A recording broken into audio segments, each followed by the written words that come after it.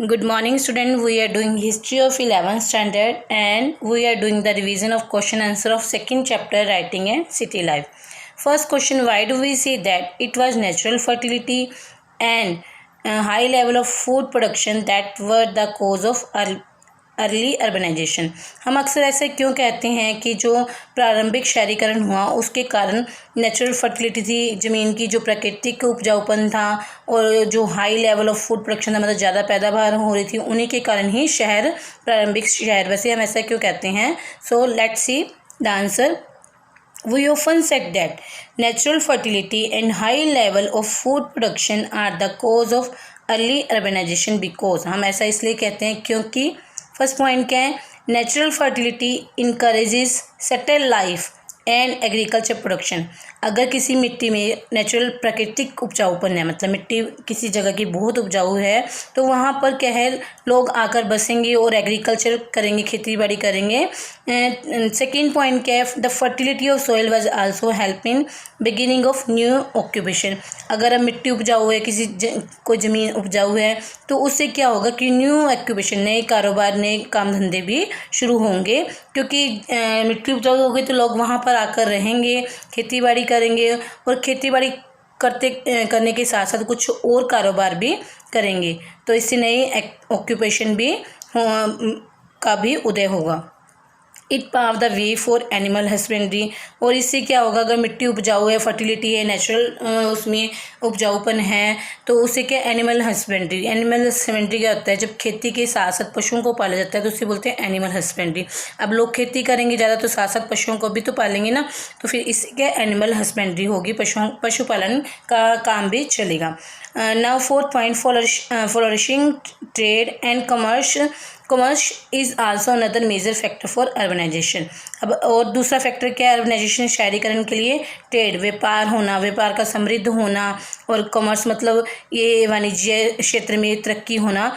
अगर ये चीज़ें, व्यापार अच्छा होगा, कॉमर्स वाणिज्य क्षेत्र अच्छा होगा, तो शहरीकरण होगा. मतलब शहरीकरण के यहाँ पे हमने देखा कि नेचुरल फर्टिलिटी है और फूड प्रोडक्शन वहाँ पर अच्छे हैं, तो शहरों का विकास उसके आसपास के एरिया में जल्दी होता है.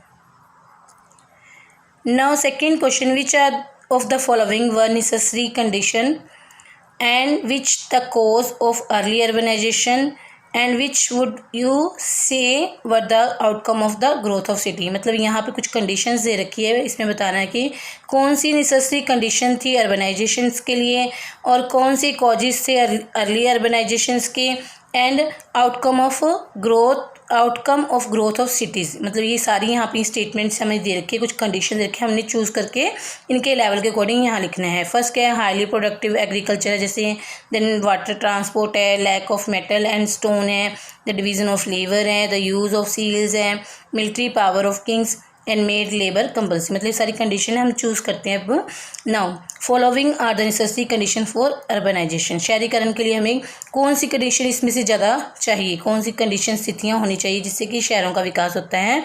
हाईली प्रोडक्टिव एग्रीकल्चर, जैसे कि हमने फर्स्ट क्वेश्चन में देखा था कि एग्रीकल्चर खेती बाड़ी हाईली प्रोडक्टिव, मतलब अगर वहाँ पे फसलें ज़्यादा उगती हो. वाटर ट्रांसपोर्ट अच्छा हो, द डिवीज़न ऑफ लेबर हो, श्रम का विभाजन हो, मतलब मजदूरों जो श्रम करते हैं उनका विभाजन अच्छा हो, मतलब अच्छा कई तरह के वहाँ पर कारीगर लोग या मजदूर लोग कई तरह के रहते हो, उनके कामों का विभाजन ठीक ढंग से हो.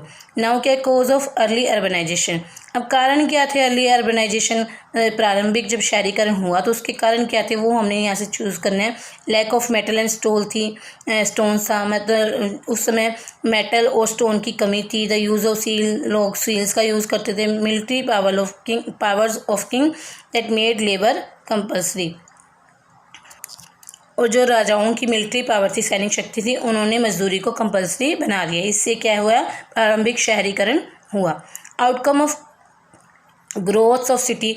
अब सिटी की ग्रोथ कैसी हुई?